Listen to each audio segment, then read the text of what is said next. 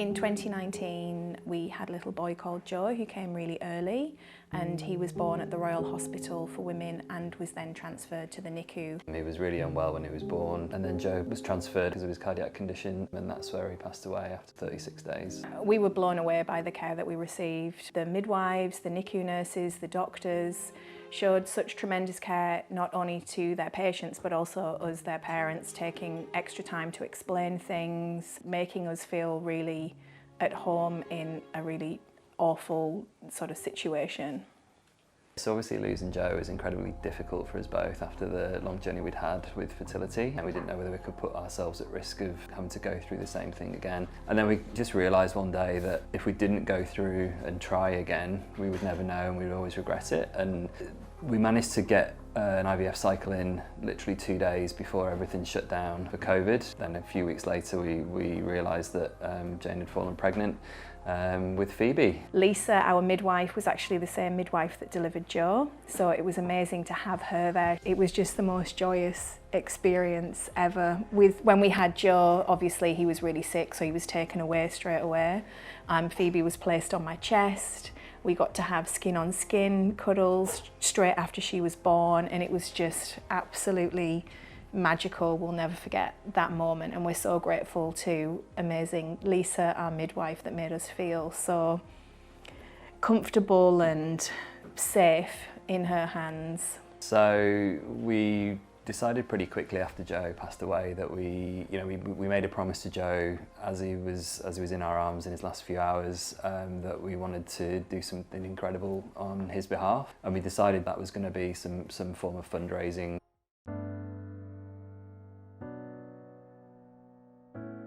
You said to Joe that you wanted to do something extraordinary, and I'll say this is extraordinary. So, congratulations on what you've achieved so far, and to all of you, you really are doing something amazing. We started the 24-hour Spinathon to raise much needed funds for the Royal Hospital for Women's NICU. Up to 80% of the equipment that's purchased in the NICU is actually from fundraising money. On the day of the Spinathon, Mike and I were both really nervous about how we would feel. Emotions were still so raw. It was only 7 months after Joe had passed away.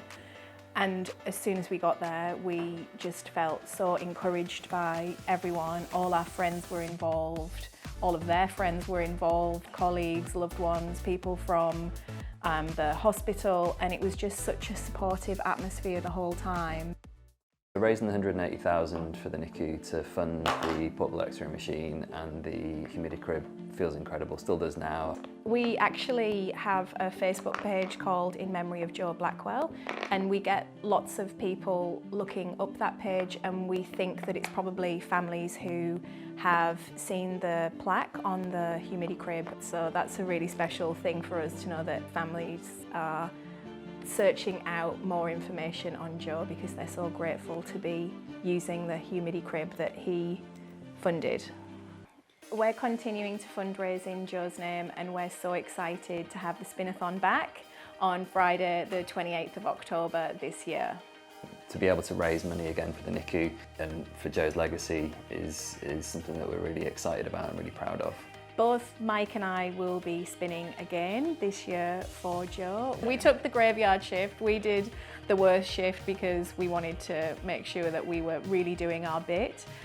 It was really fun, and we actually really enjoyed that midnight shift. There was DJs, there was free pizza from Frankie's Pizza, and it was just a really good vibe and a really good atmosphere. We had the tunes going, and we managed to get through the night. This year the Spinathon will be raising money for research to help premature babies in the NICU. That's being led by Dr. Tim Schindler.